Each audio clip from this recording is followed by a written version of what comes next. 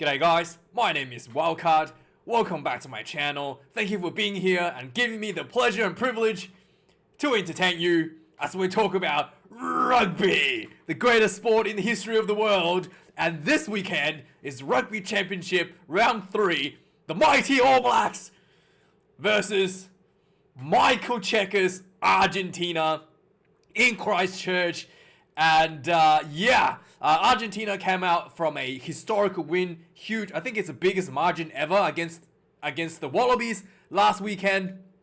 And the All Blacks came off ended the losing streak by winning in the absolute hellhole of rugby at Ellis Park in South Africa and retaining the Freedom Cup for themselves.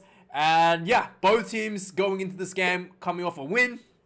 But the big talking point is obviously the All Blacks head coach, Sir Fozzie, was under fire for the continued poor performance.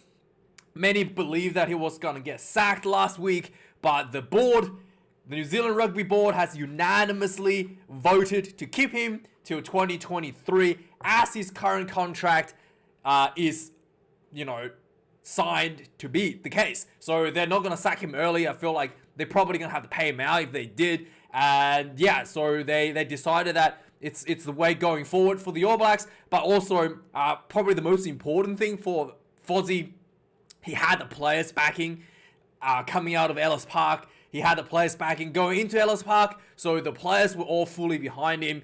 And the New Zealand Rugby Board probably taken some of these things into consideration.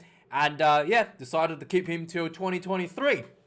So with that being said, there's also a bit of a talk about Argentina and the way they've been developing recently. One of the talking points that came out of the New Zealanders is that the Michael Cheika has hired a rugby league defense coach, David Kidwell, and they've noticed that the Argentinian defense has improved drastically. That was really the case against the Wallabies quite a lot. They really have identified situations where they're not overcommitting the breakdown in defense and just really having that extra players around the park to make those tackles. And they also talk about it essentially talks about a rush defense style that is based on rugby league as well. So they're kind of employing that style in union. So that's something to look out for on the weekend. Is the Argentina defense going to be the key to take them to victory in New Zealand? We have to wait and see. And obviously, this is going to be played in Christchurch. As always, a little bit of wet in New Zealand, so 80% humidity, winds, but it's not going to be raining leading into the tomorrow Saturday. So it's going to be dry. Not dry. It's not going to be like super wet as a result of rain. Just a tiny bit of moisture on the grass as you normally get in Christchurch. And so let's have a look at this lineup. So obviously, as we just talked about, Sir Fozzie has a big target on his back. Needs to deliver results. And I feel like, they probably fell in. This is a thing that in the All Blacks, you kind of fall into that like trap of success a little bit. That you always expect to win, so you're not even allowed to try anything different. As a result, this lineup from the All Blacks in the starting 15 is exactly the same as the team that beat the Springboks.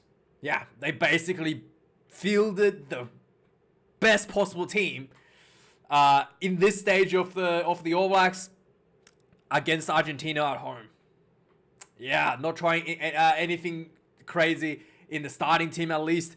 A few changes on the bench, but let's start with actually, let me just finish with Argentina first. Argentina has a little bit of a shuffling around in the back line due to injuries, but overall, a pretty solid, like similar setup as well from the team that they beat Australia with.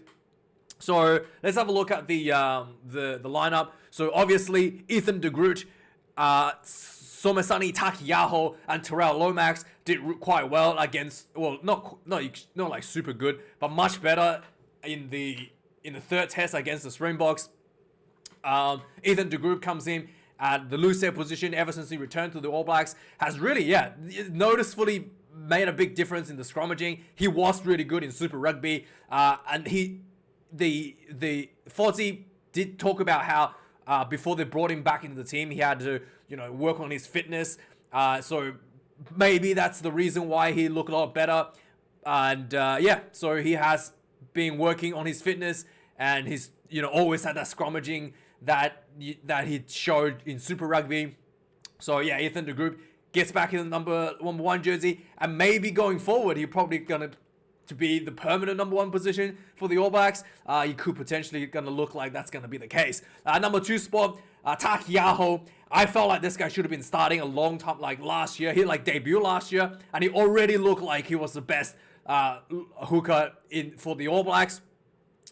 Especially when it comes to set piece, his line-out accuracy is immaculate. Unlike Cody Taylor, whose line-out actually is a bit lower, his running game is very different from Cody Taylor as well. He just runs straight at you, exactly what you want from a hooker, straight at you, belt you. It's different from Cody Taylor and to some extent, what's his name? Dan Coles, where they kind of play they play with a bit of footwork. There's nothing fancy about this man. He'll just run at you. And really, really what he brings to the team is that short-range power. When he's close to the try line, we've seen him again and again and again in Super Rugby, in international tests, where he's able to pick and go. When he's, 2-3 meters short from the try line, that pick and go leg drive is just way too much for any team to handle. So yeah, I really like the style that he brings as a hooker. As much as the All Blacks likes to play the fancy running game with the hookers, I do feel like you already have too many players that can do that. You don't need the hooker to also bring that same style. You do need someone just hard running, power and just, short burst running speed. And Somasani Takiaho is exactly the man that brings that. Terrell Lomax is the tight head pot position at number 3. For Argentina, the front row was also extremely dangerous as well. Luke Gallows is actually the Takiaho. Everything I said about Takiaho can be said about Luke Gallows at the loose set prop position. He actually debuted against the All Blacks last year by accident because the Argentinian sides broke the COVID bubble. As a result, Gallows was basically brought up from holding the tackling bag to starting against, to coming off the bench against the All Blacks, and then immediately off the bench, he scored a try. Exactly as you were thinking. He picked and go, few meters short, and scores just with that powerful leg drive. And with the upper body strength, he's able to maneuver himself through, just like he did against the Wallabies actually last week. He showed that again, 2 tries just from pick and goes, short distance. This man's very, very hard to stop. So 2 impactful players in that short within that 5-meter range to watch out for this weekend. Julian Montoya is the what do they call it? The veteran at the hooker position for Argentina. I'm pretty sure he's still the captain. Pablo Montero hasn't taken over yet. But yeah, Julian Montoya, the experience, the line out, the set piece, clinical execution from him as well. Really, really important for Argentina. Number 3, Joe Scavey. He was actually on the bench, I believe, last week. They have brought him up to I think he actually started in the first test against Wallabies, and he was on the bench last week. Last game, 2 weeks ago. But they brought him up on the bench. This guy's a considerable size, 144 kilos. I don't know if this is true or not. Maybe he's gotten a bit thinner, but this guy has quite a bit of size on him, and maybe that's what Cheika has in mind to counter that technical scrummaging from Ethan de Groot. We shall see how this goes. This is a really interesting matchup in the front rowers for both teams. In the locking position as well, Samuel Whitelock comes back in at number 4 position. The most experienced players in the All Blacks team. And he's up against Matias Alemano. Sam Whitelock is one of the players where when he plays well, he's extremely well. When he's not playing well, it's almost like you don't notice he's on the field. So one of those things where consistency needs to be improved for Sammy, and to get that there's something that he needs to keep working on. Number 5, Scotty Barrett, Wildkard Barrett, and he comes in at number 5. Again, I do feel like there was a lot of talk about him being a blindside flanker. You know, he had that extraordinary game against the Irish in that first test where he did like 20 tackles or something ridiculous. But I feel like that's just an outlier. I still think that he's more suited in the lock position. I always felt he's much better at the lock. One of the reasons being is that he is one of those guys that is really good in tight spaces, tight short spaces, like around the rocks, in the line-out mauls, the All Blacks maul defense. He's a tremendous part in doing that. He's really good in these short spaces, and to make him go around and make 20 tackles as a loose forward, it really takes away his effort to be able to, it really takes away a lot of that energy from what he does best, which is to close short areas. So that's something that I do feel like, yeah, you could pull him on 6 sometimes, but I do feel like he's more suited at number 5 for that reason. Thomas Lavanini for the Argentinian side, the most penalized person I think it might be in the world. The amount of red cards and yellow cards he get is astonishing. And this weekend we've got the Georgian coach. What's his name? Akinama? Whatever his name is. We'll have a look at it later. But you got that Georgian coach who's like extremely good. He knows the law like to the letter, by the books. So anything that goes wrong, we could see Labanini get sent off again this weekend. So yeah, we'll have to wait and see. It's if you ask me to put money on it, I probably will put some money on him getting a card. Especially with the Georgian the Georgian referee that is on the field on the weekend, this weekend. Shannon Fritzell has earned that number 6 jersey since he returned. He was basically came off the bench against the Springboks in the first test, and he looked quite good, scoring a try. But then he was started in the second test. Really started to show like why a specialist blindside flanker is important. You can't just put a lock in the blindside flanker position and ask him to play like a flanker. It doesn't really work as good as, to be quite frank, it doesn't really work, especially in the style that the New Zealand likes to play. And Frizzell has done really well for the All Blacks. Last game brought a lot of energy, a lot of speed around the breakdowns, exactly what the All Blacks was looking for. And he gets the number 6 jersey once again. Juan Martin Gonzalez gets the number 6 jersey once again for Argentina. Sam Cane, the captain, gets the number 7 jersey. He's up against Marcos Krima, a number 7 jersey. Another guy who's really prone to injuries, has really short temper.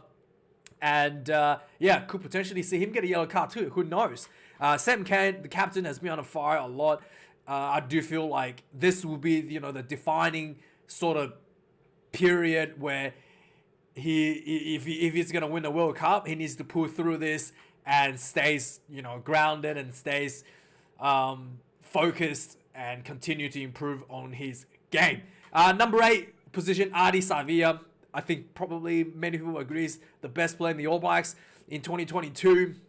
The energy, the power, the leadership that this guy brings on the field. A lot of people might think that he should be the captain.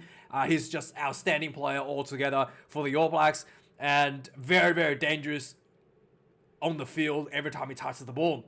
And he's up against the best player in the Argentina side, Pablo Matera, returning to his home away from home of Christchurch. He did play a full season for the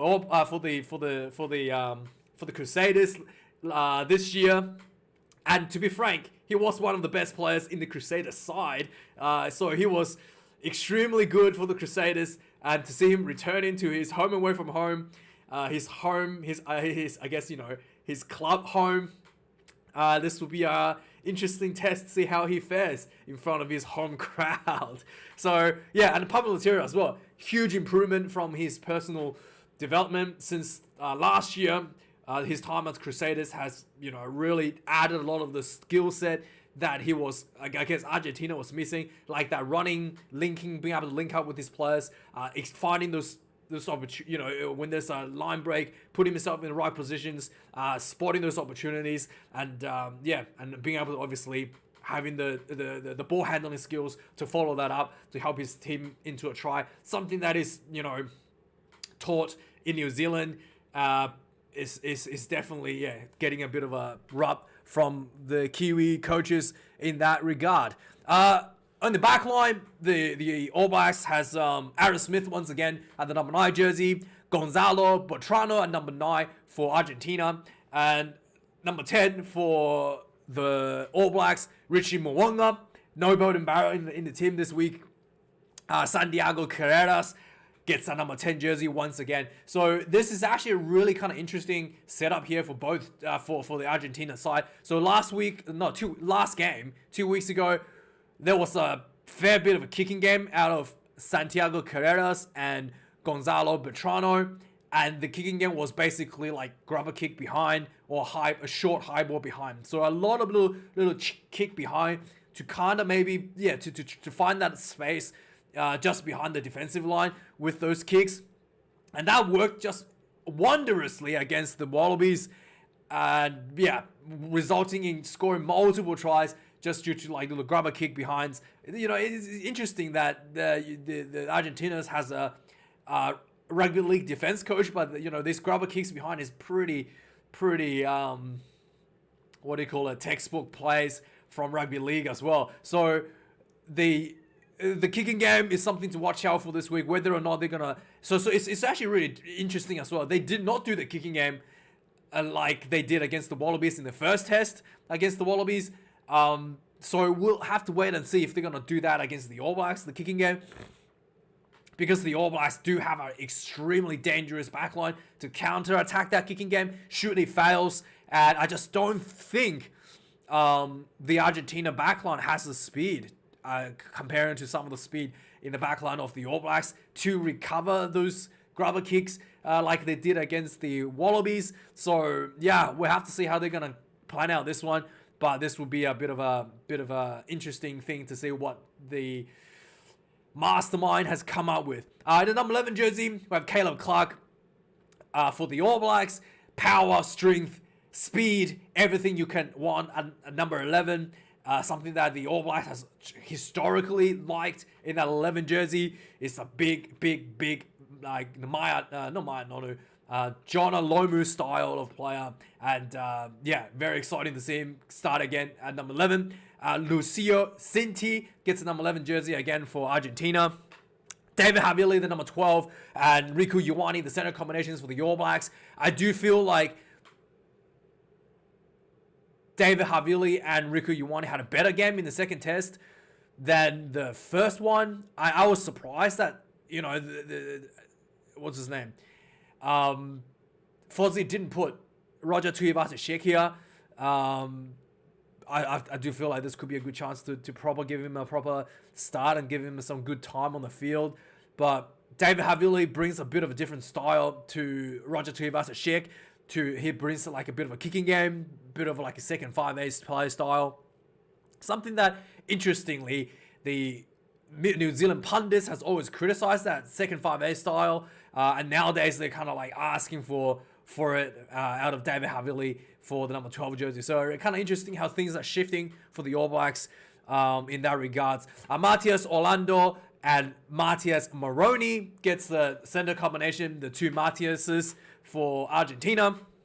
Will Jordan, the best fullback for the All Blacks team, gets number 14 jersey. And Emiliano Boffelli gets number 14. There's two... the two probably most dangerous player in the backline for both teams, Will Jordan and Emiliano Boffelli. Emiliano Boffelli also does the kicking duty for Argentina. His kicking is quite high, percentage is quite high. Richie Mo'unga's kicking has been very good as well this season so far. So I would say in terms of goal kicking, both players are probably on par with each other. At the fullback position, Jordie Barrett and Juan Cruz Malia gets the fullback for Argentina. Once again, Jordie Barrett played a huge test against the Springboks 2 weeks ago. Really wanted to see him continue that performance for him this weekend. In the back line, in the substitutes, Cody Taylor comes in number 16, George Bower 17, Fletcher Newell number 18. And if you're wondering why is Beauden Barrett dropped from the bench, it's Fletcher Newell's fault.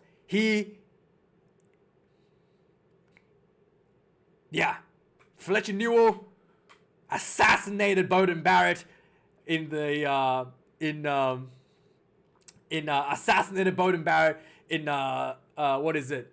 What was it? At Ellis Park. Okay, he dropped the ball and Beauden Barrett had to tackle the what is his name? Jaden Hendricks without a ball to save the Springboks from scoring a try and gets himself yellow carded. Yeah, that was your fault, Fletcher. Your fault. You're the reason why Beauden is dropped. Okay.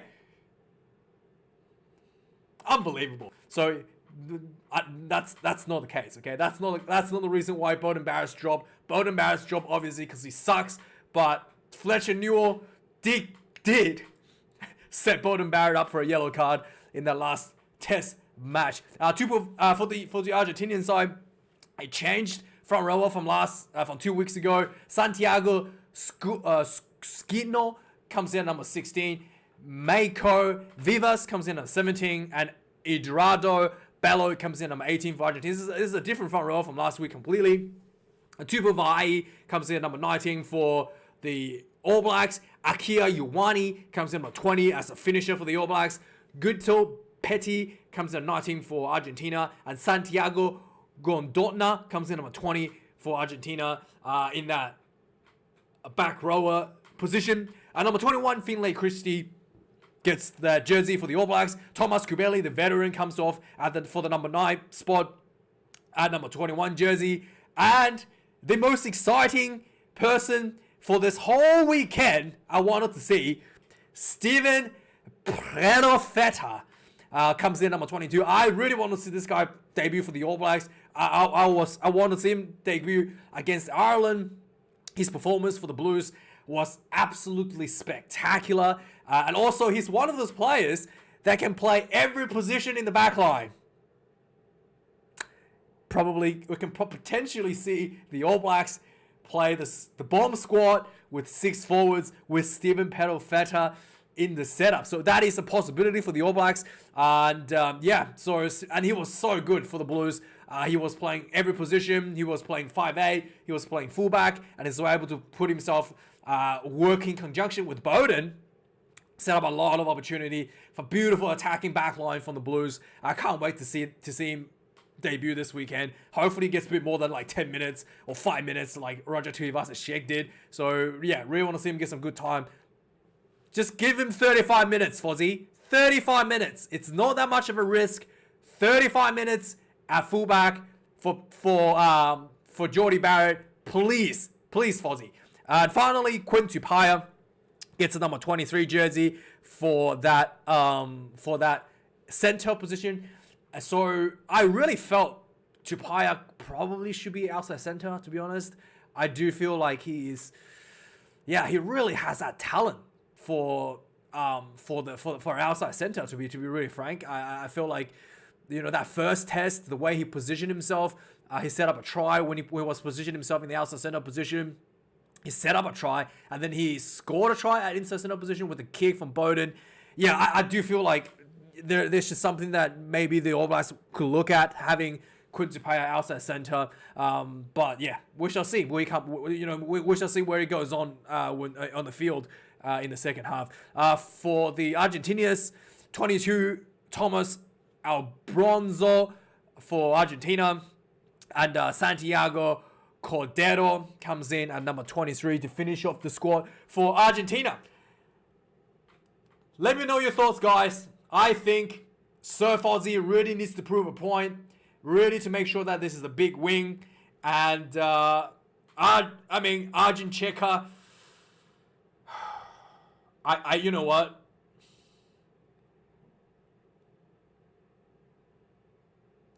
I'm not gonna call Argentina winning this one. I think the All Blacks gonna win this by 12. All Blacks gonna win this by 12. 28 points to, trying to do maths here, to 16. I can't maths. I'm Asian. I can't do maths. Okay. Anyway, All Blacks win by 12. 28 points to 16. And thanks, guys. Like, comment, and subscribe. See you later this weekend for the reviews. Thanks for watching.